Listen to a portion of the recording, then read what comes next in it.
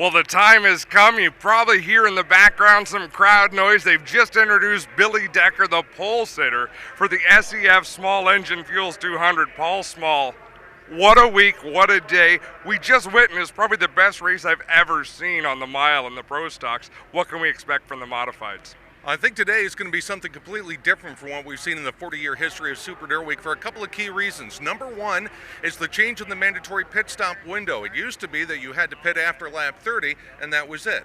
Now the pit window has changed. It's between lap 150 and 175. You must make a pit stop.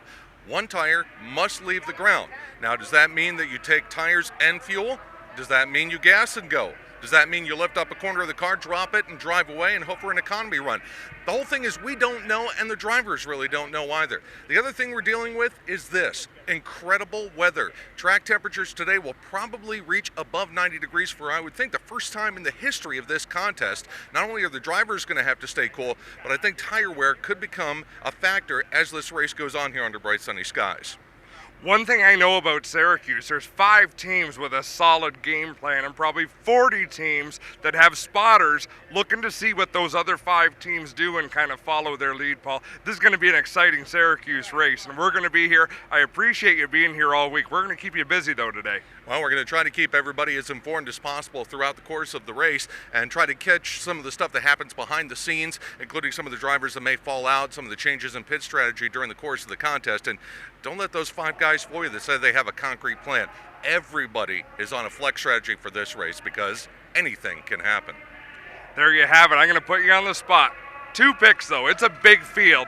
If you had to choose 2 drivers, I got mine in mind. Who are yours?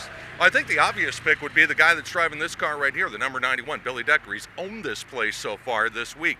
Fast timer in the modifieds, fast timer in the 358s, winner of the 358 race, won his big block qualifying race. With a record like that, it's hard to bet against the guy, but there's always a dark horse in the field somewhere. And my pick, although he couldn't be considered much of a dark horse, is Tim McCready. And the reason why I say that is because he's got veteran Hugh Naylor working with the Sweeteners Plus team. And if you all remember the heyday of Barefoot Bob McCready back in the 90s with the Kinney Drugstore's car when they won everything that wasn't nailed down, Hugh Naylor was the crew chief for that team.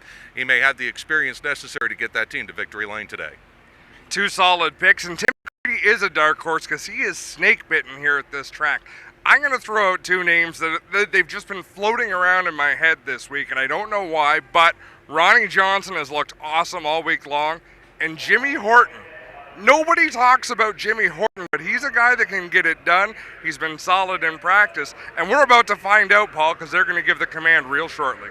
As a matter of fact, Jimmy Horton probably asked more questions in the pre-race drivers meeting than anybody, trying to nail down exactly what defines a pit stop, how the pit stops are going to work. Of course, those of you that were either here yesterday or saw the 358 race yesterday knew that there was some scoring confusion. Now, the dirt car officials apparently have that resolved, but you better believe that Jimmy Horton, eagle eye that the veteran has, he's going to be taking advantage of every opportunity that's presented.